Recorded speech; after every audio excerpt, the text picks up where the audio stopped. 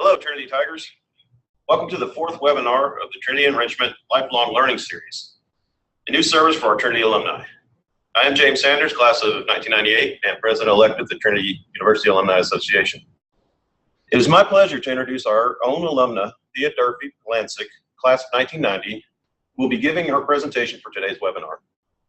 Thea Polancic is a passionate advocate for the power of business as a force for good in the world. She is a founder and chair of the Chicago chapter of Conscious Capitalism, a movement dedicated to elevating humanity through business, founded by John Mackey, CEO of Whole Foods Market.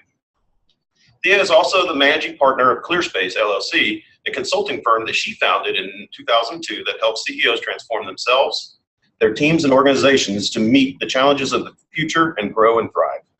Over the past 15 years, Thea has worked closely with many senior leadership teams to grow organizations with a higher purpose, creating value for all stakeholders, developing servant leadership, and having healthy, values-based cultures. After her graduation in 1990, Thea went on to the University of Southern California, where she received her master's and pursued her doctorate in Russian literature, linguistics, and visual arts. She lives in Chicago with her husband, Frank, and their son, Max. Please know that you will be able to submit your questions as you listen to Ms. Polancic. She'll be happy to answer them. Ladies and gentlemen, Ms. Polancic. Hi, it's great to be with you today. I'm really delighted to spend time with my fellow alumni from Trinity. I think the last time I was on campus was a year ago, and I'm amazed at how things continue to change, and I'm still very, very proud of the school that we attended. So I'm delighted and to have the opportunity to speak to you in this format and represent Trinity today. So what I thought I would share with you a little bit is a little bit of background on my story and the conscious capitalism movement and why it's something that's close to my heart, and why I think that it's something that each of us here today should consider putting in place in our businesses or in our lives. So got some slides I'm going to share with you, and please do, if you have questions, submit them along the way. James has a way of letting me know if there's something, a great question that fits right in, and if we can, we'll pause along the way to answer those questions. Otherwise, we will definitely make sure for there to be time at the end. So without further ado, let me go ahead and share my screen.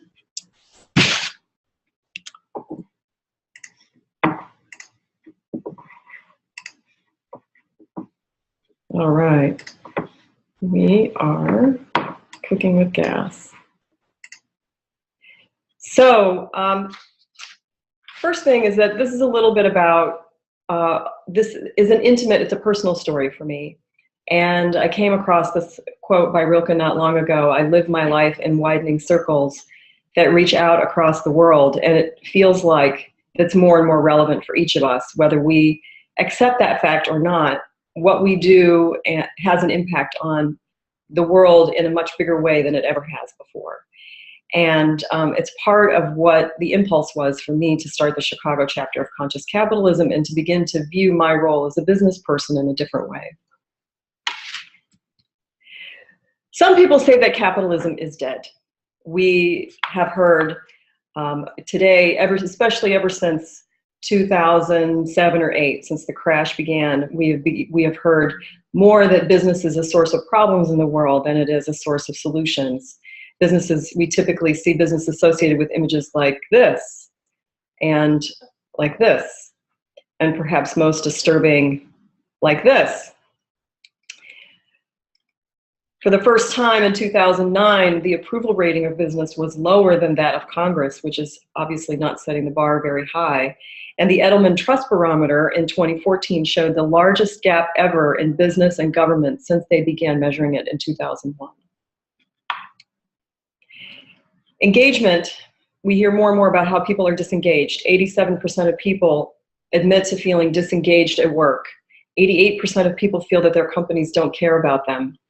And 96% of leaders feel like they are burnt out too, so it's not really working for anybody.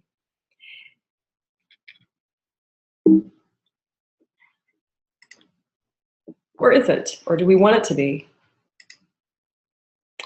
In fact, the old way of business is dying. It is no longer relevant. We are finding that the world is calling for a new way of a new kind of capitalism, a new way of using business, a new role for business in the world. And it's being driven by natural forces in our environment. For instance, we are more connected than we ever have been before. There are more than 1 billion cell phones on the planet now and more than 1 billion people on Facebook. In addition, our age is increasing. The median age in 1989, for the first time, there were more adults over 40 than under 40. And this is important because as we get older, there's a shift in our values. Our concerns become more about legacy and meaning and purpose and less about our own self-interest and just getting ahead. We're also more informed than we ever have been before. With the advent of the World Wide Web in 1989, the average person now has access to more information than the richest billionaire did 20 years ago. And we're more conscious. There are things now today that we look back at that we never would have understood how that could have been possible. Racism, slavery, apartheid. I mean, we are in the throes, obviously, of a very challenging time now, but we view this as something that shouldn't be this way. And whereas not so long ago, slavery was just an accepted part of human existence in the United States. Women got the right to vote only in August 18th of 1920, so right around this time, less than 80 years ago. So we're changing as people. We're becoming more conscious. We're becoming more concerned and aware about issues that are going on in the world. So to quote Paul Pullman from Unilever, business has reached its sell-by date, and it's time for us to have a new way. It's calling for a new way of doing business. So there is, what has emerged is what we're calling the conscious capitalism movement. And in that, we believe that it's a group of people and business leaders who believe that business is the most powerful force for good that the planet has ever seen. And in fact, business is a force for prosperity, for well-being, for education, for equality. Instead of being the impediment to these things, that business has actually been the driving force behind much of the social good that we've seen. If you think about it, if you had $100 million, if you had a $100 million company, the paradigm used to be, I have success and then significance. So I become successful, I make my money, and then I do something significant. And I was talking to the leader of a senior vice president of human resources for one of the #1 consumer brands in the company not too long ago. And I said to him, you have 100,000 employees.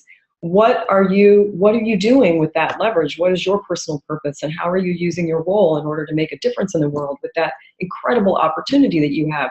And he said, yeah, that's a really good question. When I retire, I want to spend more time coaching my son's baseball team. And I said, that's great. And yet, A, you should start coaching your son's baseball team now, probably. And B, after you retire, you're not going to have this incredible leverage, this ability to not only impact 100,000 employees, but then the lives of everybody that those employees touch. But that's the old paradigm of success to significance. And now, more and more, especially with the millennial generation, there is a demand for, I want success and significance simultaneously. And so if I have a $100 million company, if I sell that and I take the $100 million and I invest it in a nonprofit, or I endow a nonprofit around something that I'm concerned with, the problem is that endowment may on an annual basis only throw off as much money as could employ, say, 20 people maximum. But if you stay and keep your $100 million business, you have the opportunity to use that to impact the lives of thousands of people. And so this was the impetus behind conscious capitalism. It was founded by John Mackey, the CEO of Whole Foods, around 2005. And he felt very strongly not only about the responsibility that businesses have to make a difference in the world, but also the incredible opportunity that we have to be a force for good. And he began to gather together the CEOs of other companies, including the Container Store and Southwest Airlines and Starbucks and Patagonia, and brands that we're all very familiar with as leaders, not only with their products, but also in what they stand for in the world, and created what was called the conscious capitalism movement. And so we believe that this form of capitalism is actually reflecting this ongoing process of human beings, of how we are evolving. This is the way of doing business that reflects what we naturally are wanting more and more in the world. So now, conscious capitalism is a movement with more than 23 chapters worldwide, And I founded the Chicago chapter of Conscious Capitalism in 2009. So I said that this was going to be a little bit about my personal journey, and so I can share a little bit about that now. So in 2002, I had a consulting firm. I started ClearSpace, my consulting firm, and we were already in this space of making a difference for, creating companies that made a difference for their employees and made a difference in their communities, and were also highly successful. And we believed that you could be very profitable and have a happy, healthy company at the same time. And so we had been doing that for about 5 or 6 years. And part of what I do is help companies set goals and execute on them for the next year. And one of the things I realized was that if I didn't come up with a more inspiring context for myself, that even a job like that is inspiring to me could begin to become a little rote, a little ho-hum. And I could kind of see how it was going to play out, that all right, we'll set our goals for the year, and then we'll spend the year pursuing them, and we'll have our ups and downs, and then we'll have the big press that comes in December, and then we'll take 2 weeks off, and we'll review where did we get to, and congratulate ourselves, or complete the year and be disappointed wherever we land, and then create new goals and start the whole thing all over again. And I thought, yeah, it's time. I need to have a bigger context for this, even though my job itself is something that I'm inspired by. So I set off on a journey to discover my own personal purpose. And one of the touch points for me was an article I came across in which they talked about, it was called Will Big Business Save the World? And it came out in 2007. So definitely not a time when people were thinking about big business saving the world. And one of the things quoted in the article was that McDonald's is the largest employer of teenagers on the planet. And I was so struck by that from my own experiences living in Russia and seeing the big McDonald's on Pushkin Square. And I was really struck, I think, by both of those things coming together, by that one fact and the incredible leverage and opportunity that McDonald's creates for teenagers all over the planet. And also just my personal experience of how striking the difference was between the people that you would encounter when you walk into a shop in most of the other places in Moscow in the 90s when I was there, and yet you walk through the doors of McDonald's and these young, inspired people who are learning leadership skills and having an opportunity that they can't get anywhere else. And I realized that, the truth of the point that they made, that if you want to make a difference for teenagers, you should talk to McDonald's. Don't try to move a millennium goal through the United Nations and 190 countries and try to do it that way. This is a much faster lever for change. I was really inspired by that. So I continued on this sort of year-long inquiry about my own personal purpose, and to my great relief, it ended up being in the area of business. And I was a little concerned when I embarked on that I would end up in something like curing world hunger, which would have entailed a major job change and moving my family someplace. But it was in this area that I'd actually been working on for a while. And so I phrased my purpose as a promise in the context that I did it. So my promise is that by the year 2030, business creates a world of beauty, prosperity, and happiness. So I got to that point, and then I thought I spent, I think, about 6 weeks being overwhelmed, thinking, okay, well, how am I going to do that? How am I going to get in touch with the people on the planet who are making a difference, like at a planetary level? And then it sort of dawned on me, well, I probably could start in Chicago. There's probably enough to do here. So I started an organization with another group of leaders. I invited a bunch of people over and asked all the questions that I didn't know answers to, and shared my promise and gave them food and drink. And that became the genesis of what became the Chicago chapter of Conscious Capitalism. And we found out about the Conscious Capitalism movement probably in like 2010, late 2010. And we had already been up to convening gatherings of leaders in Chicago who felt the same way that we did, about, unapologetically business-oriented, profit-driven. We love the game of business, and it's got to be about making a difference in the world. And so Chicago is now the first chapter of Conscious Capitalism, and one of 23 around the world who are operating this way. So It looks like we have a good question, so why don't I pause there and just go ahead and take the question. Great. So Greg Ellis asked, does conscious capitalism work with the Templeton Foundation in any way?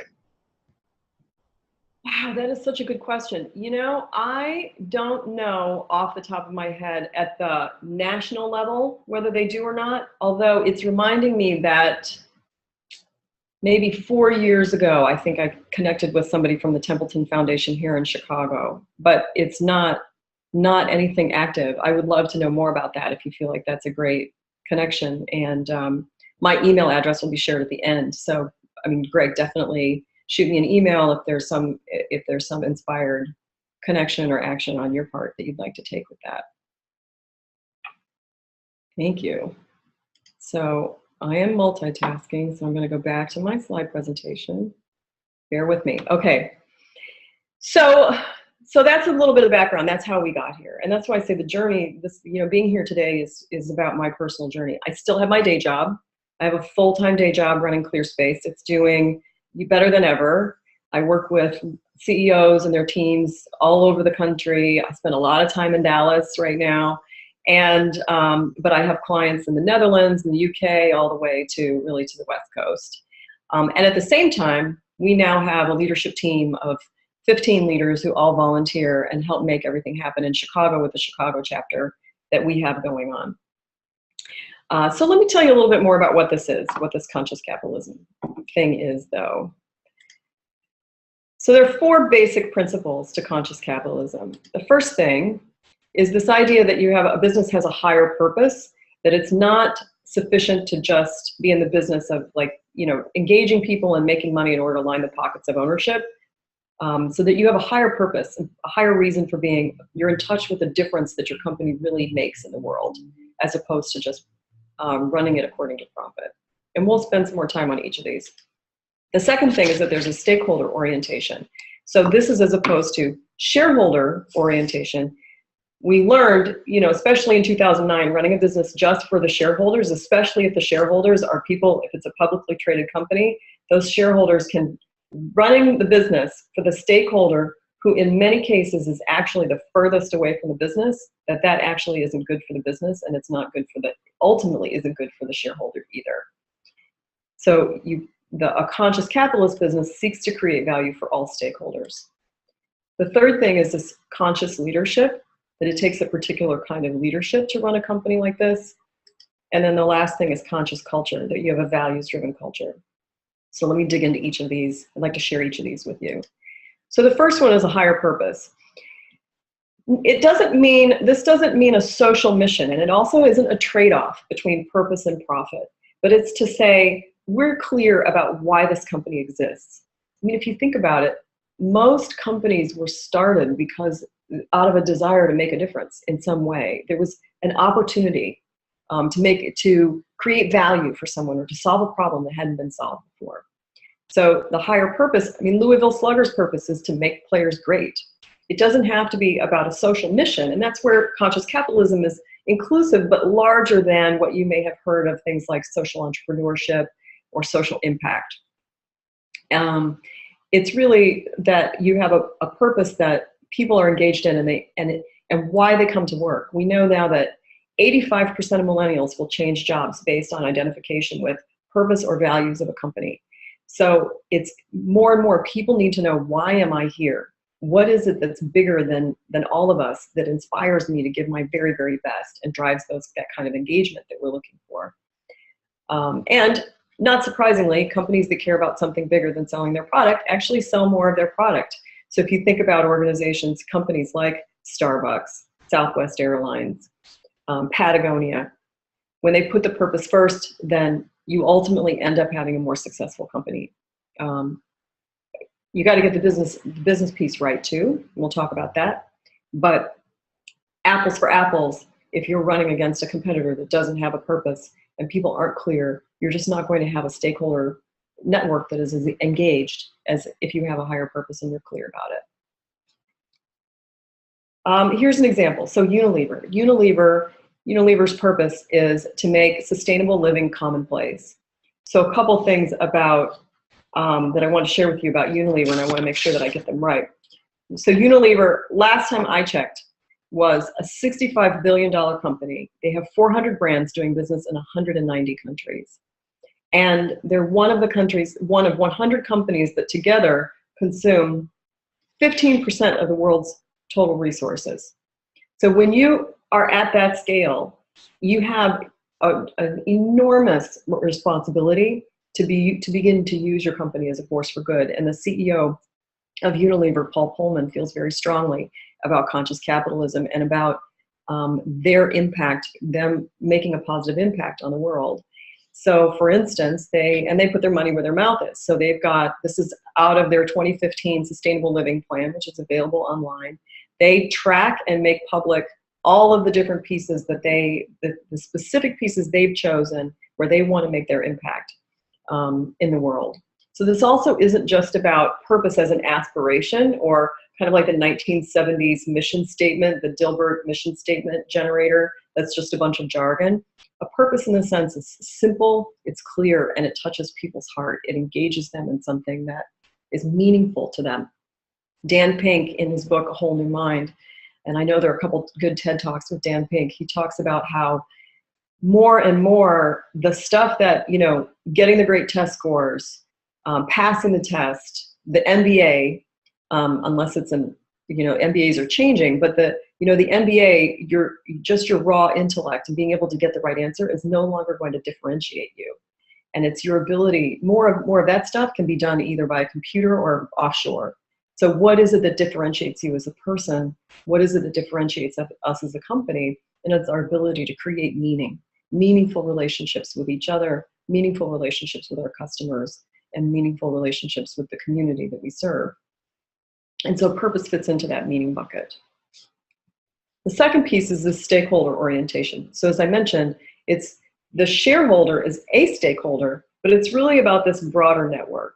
And this is a way in which conscious capitalism is really emulating the way nature works. Nature is an interconnected network, and it doesn't exist where there's just a piece off by itself, and it exists in a sense of balance. So a simple model that we use is we start with the 5 stakeholders: your employees, your customers, your suppliers, the community in which you exist, the communities you serve, and then your investors.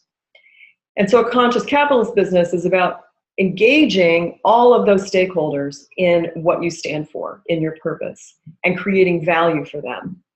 Many of us think about, we think about creating value for investors and value for customers. And then maybe some companies are thinking about, how do we create value for employees? I can't tell you how many leaders I work with, though, who don't necessarily think right away about leadership has a responsibility to create value for the company, for the employees, for the people who are choosing to follow. Is our leadership team creating value internally?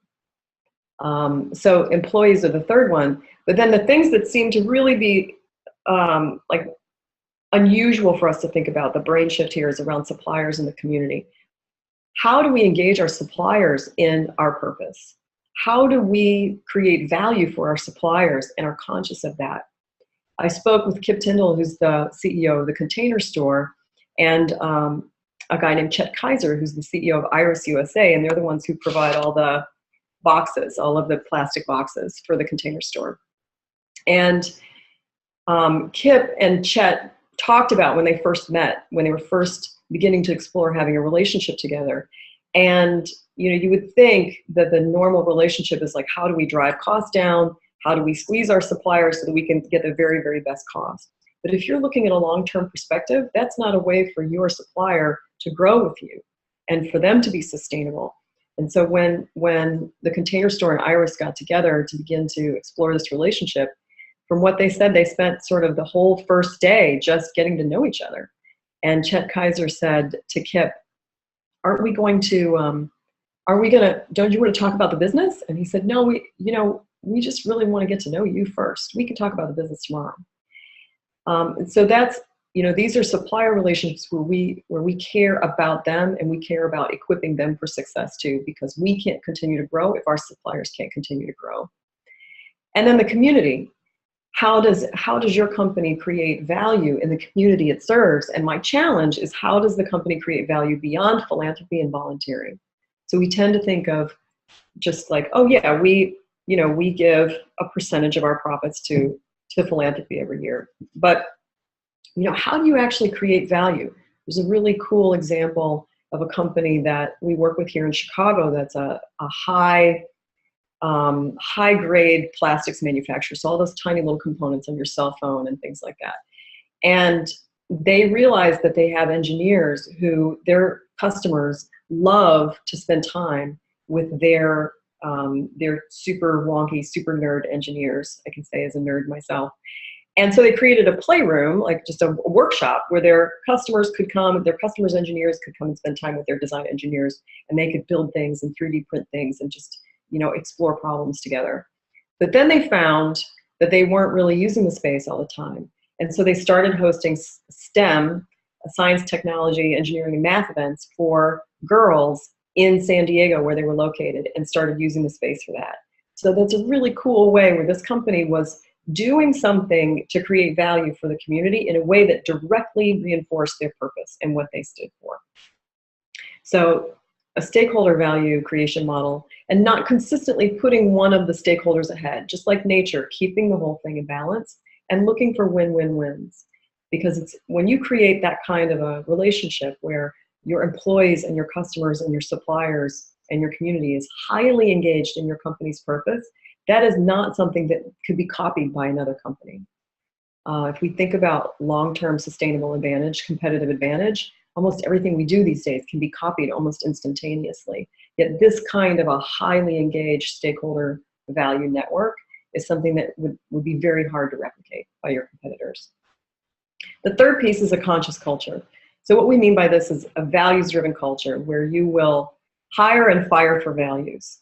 It's not okay, this is not exactly how he put it, but I was speaking with Paul Purcell, who's the outgoing CEO and chairman of Robert W. Baird, which is a financial services organization. And he said, we have a no jerk rule. That's not exactly what he said. But he said, we basically tell people we don't hire jerks. And if you somehow make it through our hiring process and you're a jerk, we will find you and we will fire you. So there's a highly type A environment, financial services, and yet they still manage to attract the best talent, and they have an incredible employee retention rate, and they're outperforming their competitors, and they don't tolerate being a high performer and being a jerk and not walking the talk. And that's really where you put your money where your mouth is, because your culture is what you do, not just what you say. So an example of this that I thought was good for Texas. So here's a company that has an awesome culture. They say it's great to show up to work and be exactly who you are at home. And we might think that this is, an early stage company or a tech company. And this is actually a used car business called Driver Select in Dallas. And they realized that, the salespeople, car salespeople didn't like being car salespeople, and customers didn't like dealing with car salespeople. So they stopped compensating their salespeople based on, so that they were competitive with each other, and they just compensated them on coming to work and being themselves and delivering great service. And then they made it possible for the customer to do as much of the car buying process as they could without having to come in the door and without having to come down to their showroom. And they have a clear value system. So this is their purpose. Their purpose statement is to infect the world with highly contagious care. And they've got 4 core values: be transparent, learn to earn, celebrate small successes, and take ownership. And you might say, oh, okay, well, this is, that's nice, but, are they successful? Well, apparently, from what I understand, Driver Select is killing it in the used car business and upending, really disrupting the model. And if you look at net promoter scores, the net promoter score for, high net promoter score is in the 70s or 80s. Nordstrom's net promoter score, for instance, from their customers is 75%. Driver Select's net promoter score is 91%. So their customers love them, and it's showing up in their results. The last piece is conscious leadership. So leading a business with, purpose, trying to keep purpose and profit in your mind at the same time, and having stakeholder, managing this network of stakeholders and not leading from a trade-off, right? But trying to create, balance the impact of actions taken for one stakeholder on one of your other stakeholders. And then leading from a conscious, people are saying now that the CEO has to be the chief engagement officer as well as the chief executive officer. So leading a healthy culture, what we now know is that this requires a specific kind of leadership. So what are some of those attributes of that? Bob Keegan is the head of adult development for Harvard, and what we're finding is that the world that we are experiencing now, the term is VUCA, which used to be from the State Department, and they used it to define certain parts of the world as volatile, uncertain, complex, and ambiguous. And yet many of us would think, okay, my daily job is volatile, uncertain, complex, and ambiguous. And what they're looking at is what are the kinds of leaders, what are the attributes of a leader who is effective at leading under those circumstances and leading with this kind of complexity that we're talking about here with conscious capitalism. And so here's what they're finding out about those people. First of all, they are emotionally and spiritually mature. They not only are intellectually highly developed, but they also have a great degree of emotional intelligence. They are systems thinkers and feelers, so they can see the business as a system of interconnected parts. They don't just react by solving one problem that then has a negative long-term impact on the rest of the business, but they also can feel what's needed. I can feel that people need to hear from leadership. I can feel that people are a little down about what's going on, that they need to hear from us. They're purpose-driven and long-term thinkers. One of the first things that Paul Purcell did when he took over Unilever, took over the CEO role at Unilever, is that he stopped publishing quarterly earnings. He said, we are no longer going to give guidance or earnings guidance. He said, we're no longer going to give guidance. If you are with us, then you are with us for our long-term vision, because quarterly guidance just drives a lot of wacky behavior in human beings. Things don't happen in large organizations in 90 days. So they're long-term thinkers. Servant leadership. So really viewing leadership as an honor and a privilege, and that I have an obligation to provide service, to be of service. It's consistent with that level 5 leadership that Jim Collins talks about in Good to Great, but actually we might call this level 6 leadership.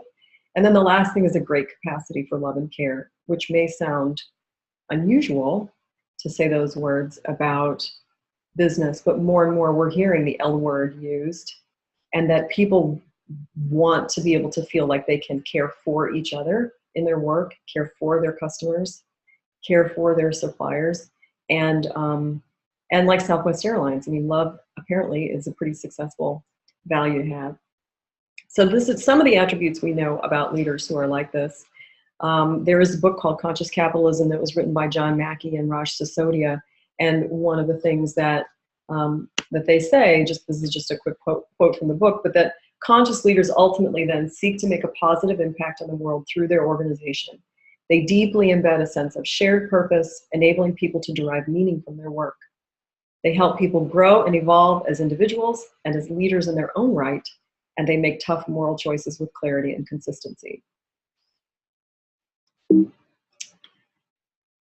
There are a couple different companies that I've talked to recently. One of them is Barry Wehmuller, and Bob Chapman, who's the CEO of Barry Wehmuller, which is sort of like a multi-billion-dollar holding company that does manufacturing and engineering consulting. They now say that our purpose is to develop great leaders, and to do that, we do manufacturing and consulting. So there's a shift that's happening where leaders are beginning to view the organization, because human beings spend so much of their time there, that the role of the company is ultimately, as we all play this game of business together and we look at the financial scorecard to know if we're winning, we are ultimately seeking to grow and evolve as human beings in this brief time that we have on the planet. Now you may think, so this is all about fuzzy ducks and bunnies, but what we know is those wide-eyed hippies at Goldman Sachs have said that sustainability leaders are people, in this sense, when they say sustainability leaders, they're talking about conscious people pursuing business in this way that we've talked about so far. that these companies outperform their same sector peers by 75%. And in fact, one of the founders of our Chicago chapter is David Marshall, who is on the management committee of the Chicago Federal Reserve, and he used to be the senior economist in charge of all of the economics research part of the Fed in Chicago, which has been a leader in a lot of the more progressive thinking. And David had been in Davos at an economic conference in 2009 and came back with very, very dry statistical research that had been presented by other economists showing that, and in terms of an earnings perspective, that companies that pursue business in this way produce on average 3%, have a 3% uplift in EBITDA. So the numbers are there. We know that it works. We know that it makes a difference. In fact, if you look at two different companies, both based in the same city, both in the same industry, dealing with the same forces, the same outside factors over the past few years, you would probably be much happier to own Southwest stock than American Airlines stock. So there's something to this, and that's part of what gets me excited about it, is that it's not just about, it's not just aspirational. It isn't. Doug Rao is the CEO of Trader Joe's and was formerly the CEO of Trader Joe's and is now the co-CEO of Conscious Capitalism, says, it's not a panacea. You can't just have a great purpose and a great culture and then that's going to do it for you. That's called being a nonprofit. Ultimately, you're not going to make a difference. If you really want to fulfill on your purpose, you've got to have a killer business model too. And obviously Southwest, in this example, Southwest has got a business model that works.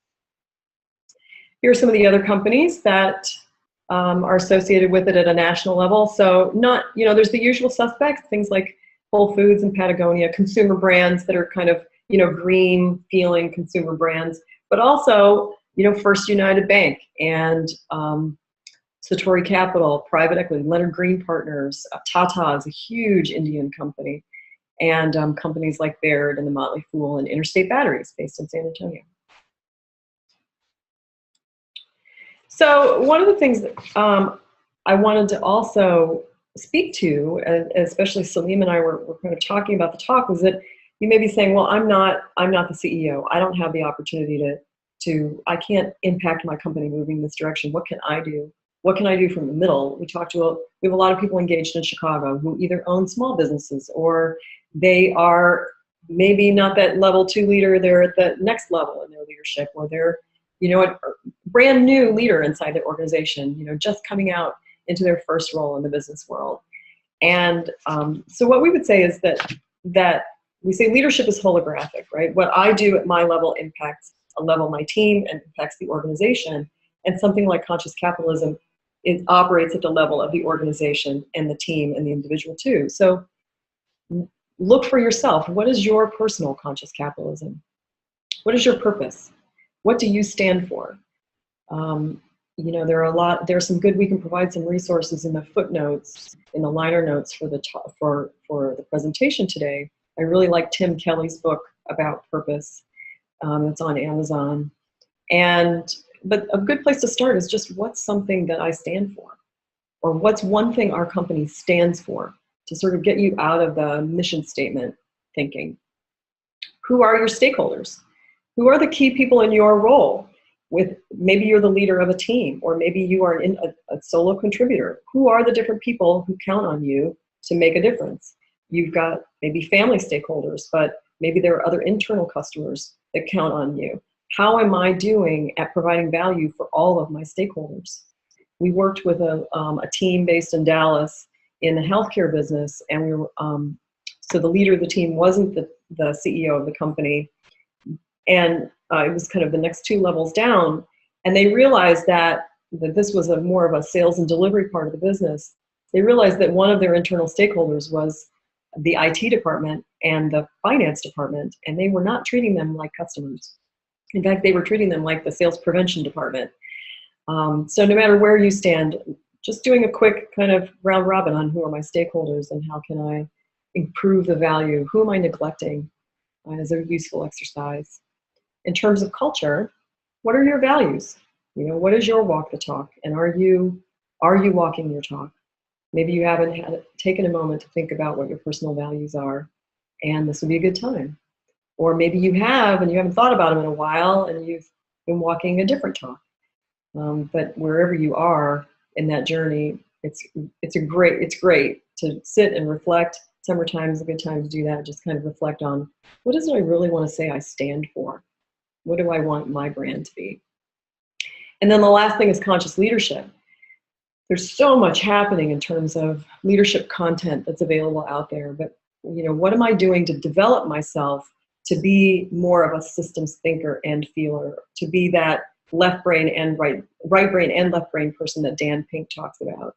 Or, vulnerability is so huge in terms of our ability to be a heartfelt, authentic leader. Brene Brown has got some awesome stuff about vulnerability, and her work on the gifts of imperfection are great for conscious leadership development. And there was one other, but it escapes me. So if I think about it, I'll come back to it. So it's ultimately like, what is, you can ask yourself, what does your conscious capitalism look like? And then you may, there's also kind of, how do I get involved? What's happening? So this is just a snapshot of the Conscious Capitalism webpage. There are chapters all over the place: Dallas, Denver, Chicago, DC, New York, San Francisco, Arizona, Denver, Austin, Northeast Ohio, Rochester, New York. Those are some of the ones that are kind of in that first wave of 23, Bay Area, obviously. So you can find out, is there a chapter around me? You can reach out to Conscious Capitalism. There's an email address you can email and say, hey, I'm in another town. I don't see a chapter listed. Is there somebody who's doing something that I can hook up with? I want to get involved in this. That's one thing. And then if you are the business leader, definitely join me in October at the CEO Summit. There are two big events that Conscious Capitalism National puts on each year. One is in Austin, and which is the CEO Summit. It's a very special gathering for CEOs and presidents, and I will be there. And then the April conference is open to everybody. And it also has an incredible lineup of speakers. And this year, it's always in April. This year, it's in Philadelphia. And there's more information. I also, if you don't get the web address, will include that in the liner notes too. And then the last thing, there's definitely a lot going on social media. If you're a social media person, there are LinkedIn groups, Facebook groups for the chapters, and also at the national level or the global level. I should say global, not national. The Brazil chapter launched with an event with 500 CEOs 2 years ago. It was amazing. So add your voice to the conversation, follow us on Twitter, and then here are just a couple of the links if you'd like them. ConsciousCapitalism.org, ConsciousCapitalismChicago.org is the chapter site just for Chicago. If you're here in Chicago, we definitely want to meet you. If you'd like to join the Chicago chapter mailing list, you can text the word change to 44144. Our CTO will be so happy I remembered to mention that. Also, Michael Porter, who's the kind of the father of strategy, Harvard Business Review kind of strategy guru, has something very, very similar called the Shared Value Initiative, and his website is sharedvalue.org. And then you, of course, can ask any questions of me, and my email address is tpolancic@clearspace.net. So that is all I have for you right now. That feels like I've been talking for a long time. So let me turn it back over to James and Paul and the team at Trinity and see what kinds of questions we have. Okay, thanks, Thea. That was fantastic. And we did get a bunch of great questions. So I want to start with Krista Hensel. And she's asked us, what is the correlation between women rising to executive levels and the rise of conscious capitalism? Do companies that follow conscious capitalism principles typically have women on their boards and in their executive ranks? Yeah, that is such a good question, and it's close to my heart. So one of the things we're finding about that kind of conscious leadership, those attributes, is that many of the attributes that are on the rise are those associated with feminine leadership. And I say feminine, not women's leadership, because we all have feminine leadership attributes. We all have masculine leadership attributes. So it's not just a gender-based thing, but we are finding that women are more naturally attuned to this kind of conscious leadership than men. And it's not just me saying that. I had a chance to ask Paul from Unilever about that, and he got so animated, and he said, you know, like it or not, women are better at this kind of leadership than we are. And so we place Unilever in particular is definitely very, very attuned to advancing women in leadership. But we know that more balanced leadership teams that are diverse in all ways outperform leadership teams that aren't diverse, and specifically leadership teams with feminine perspective or women's leadership on them, and boards with women's leadership on them outperform companies that don't. So the business case and the numbers are all in for that too. So there's definitely a priority on having, you know, in these companies you see, it's not where we want it to be yet, but you see more of an emphasis on women rising through the ranks. I mean, the Container Store, aside from Kip, has, I think, got almost all women on the leadership team. It's a great question, thank you. Great. And then two other questions, particularly focused on who else Conscious Capitalism collaborates with. The first from Scott Williams, who's on the board of RSF Social Finance. He's curious, do you guys collaborate with Social Venture Network or B Corporation? Yeah. Hey, Scott. Great to have you on the call. Yes. So it's a big tent. And at the last conference, we work here in Chicago. We work closely with B Corp. I've been to a couple of SVN conferences. We're not doing as much I don't think there's as much local leadership around SVN here in Chicago, but we definitely work closely with B Corp. And then if you go to the annual conference, you'll see B Corp often does a whole breakout. We're working with them here in Chicago they rolled out an initiative in New York called the Good for New York initiative. And it was all companies, you know, engaging companies and sort of measuring themselves. And B Corp is really leading the field. And how do you measure this? Which is still not something that it's not fully nailed down, but they are definitely leaders in that. So we're working with them on a similar initiative that we want to launch here in Chicago called the Best for Chicago initiative. But you'll see, like SVN, there's definitely overlap in people who attend both events. Pachamama Alliance, which is around conscious investing, social impact. I mean, we run into a lot of the same folks at each other's events. And as an add-on to that, Rushton Hurley wanted to know if Conscious Capitalism ever interacts with service organizations like Rotary International. You know what? That's a good question. We haven't connected with Rotary here in Chicago, but one organization that we have spent some time talking to is Taproot. Taproot helps companies. It was started by Aaron Hurst, who just wrote a book recently called The Purpose Economy. Taproot helps companies who want to activate their leaders for philanthropy. They want to contribute, not money, but say you're a marketing company, you want to contribute marketing services. They do that matching between companies who want to contribute their people's time and nonprofit organizations who want to receive that time. But we haven't as much with the service organizations, partially because we're also moving away from, or not fully in that kind of philanthropy space. And I'm just trying to think if there's another, I guess the other thing I would say though, is that it takes all of us to make this shift happen. And so we work closely with other organizations, whether they're in the educational space or whether they're in the nonprofit space, not just for-profit businesses. And finally, Bill Hargrove asks, going back to the 4 dimensions, so we talked about purpose, stakeholder orientation, culture, and leadership. He's curious, is there a priority order to those? And comments that it seems like purpose has to come first. So which dimensions do you find are strongest and which are weakest in terms of your experience with organizations?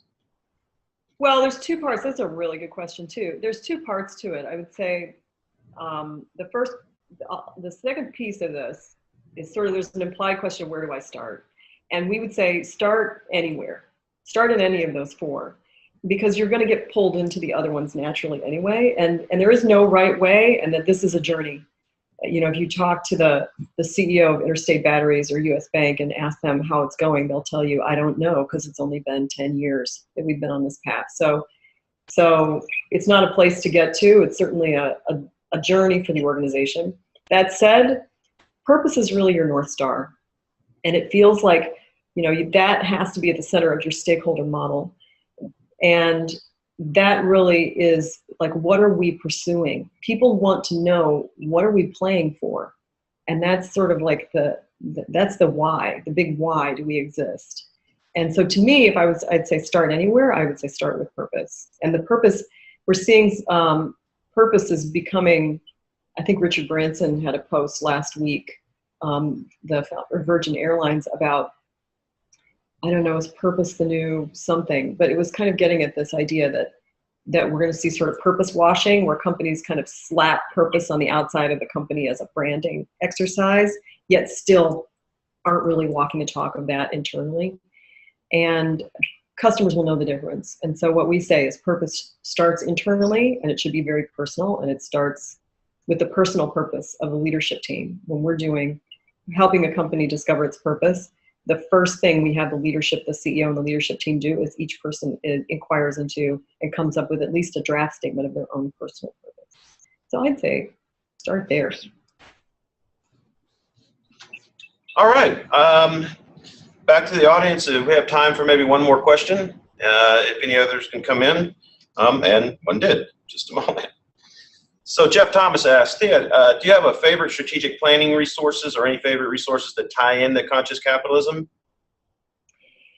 Yeah, that's another good one. So we still use in ClearSpace, I still like the Kaplan and Norton, the guys who created the balanced scorecard. I like their strategy mapping as sort of how do you handle just the business model piece of it.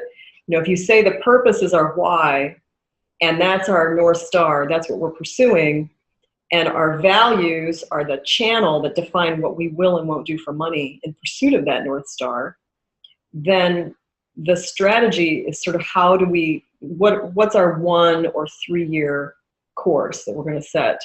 I was just listening, there's a great podcast from this summer's Aspen Ideas Festival. If you look up, and we can provide the link, but if you Google Aspen Ideas Corporate Purpose, there's a fantastic hour-long interview with Alan Murray, who's the editor of Forbes or Fortune, and 4 CEOs, and that gets at this idea of purpose. And one of the things he says is that he's talked to private equity organizations that say we don't even ask our portfolio companies for 5-year or 3-year visions anymore. We just ask for 1-year strategies because things are changing so rapidly. It's kind of silly to think in terms of a 3-year strategy.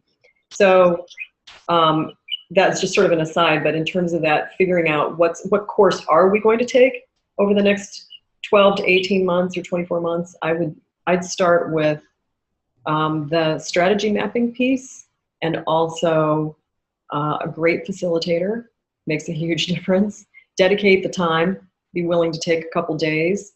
And then the other piece that fits together nicely with strategy mapping is there is a book called The Discipline of Market Leaders by Tracy and Wiersma, and I can provide that link too. And they really look at which value discipline are you pursuing. So how are you going to differentiate yourself to your customers? And which value discipline are you pursuing in order to do that? And I think their work is great, and it also is even referenced together in the Harvard Business Review articles about strategy mapping. So sorry for such a long answer. I'm sort of filled with too much information, but that would be a couple places I would start. And I can give it some more thought too, if you want to email me offline. Great. We had just 2 more come in. So great questions. Thank you, everybody in the audience. One viewer asked, is this concept kin to enlightened self-interest? Well, I'm not familiar with enlightened self-interest, but it sounds like it.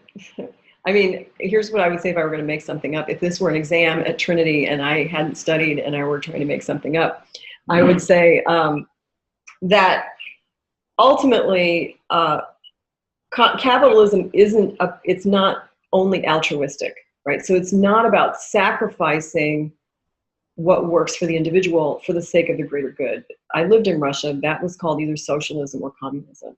So we all are going to come to the table with a self-interest. I guess the self-interest, my question is the self-interest being driven by ego and fear and making sure I get enough for myself because I'm afraid that I won't, or because I have something to prove, or is my self-interest in the pursuit of my purpose? And so when I hear enlightened self-interest, that speaks to me sort of that above the line, purpose-driven self, as opposed to my below the line, ego-driven self. I'd like to know more about that. And one last question, and then we'll wrap up. So Kayla Dickens says, I work in local government, and obviously much of this material still can apply to the public sector. Yeah. Any advice for public organizations in pursuing conscious capitalism? Yeah, so one guy that really inspires me is the mayor of Louisville, Greg. I keep getting his name confused with someone else, but Greg Fisher, I think is his name, who's the mayor of Louisville, and very interesting guy, comes out of an entrepreneurial background, and some of the things that they're doing in Louisville are really inspiring to me. We are seeking to work closer with the city of Chicago as we look at this promise that I had, this 2030 promise that I made. The natural place that we're at now is how do we measure how the city is, if that's our promise for Chicago, how is Chicago doing in terms of prosperity, beauty, and happiness? And what measures could we choose that are being tracked about the city that businesses can impact? And that has driven us launching a boot camp for minority and women-owned businesses, early stage businesses in Inglewood, which is kind of on the south side of Chicago. It's a very troubled area right now. So the city as a partner is really, really important. And I would say, especially in Chicago, there was a Good for Chicago conference that was put on by Crane's Chicago magazine, or Crane's Chicago business publication, that engaged both, people from all the different sectors in how can business be a force for good. And so in that sense, in terms of transforming cities, if business is a force for good, it's got to be a force for good for the community that we're in. And so the business, the public sector has got to be a key partner of ours. Absolutely. Okay. Well, I'd like to take this opportunity to thank Thea Polancic for a great presentation with great engagement and questions for the audience. And so this obviously will be available in the coming days for replay. And so at this time, I would also like to thank everybody for attending. So our next webinar is going to be scheduled for October 26th, which will be at noon Central Time. And that webinar is titled Lessons Learned and Advice for Entrepreneurs, which is a discussion with Dirk Elmendorf, who is a class of 1997 and one of the co-founders of Rackspace. Dr. Luis Martinez, who's the director of Trinity's entrepreneurship program, will introduce Dirk Elmendorf and moderate the webinar. Again, thank you, everybody. Thank you, Thea, and everybody have a great afternoon. Thank you. Thanks, everybody.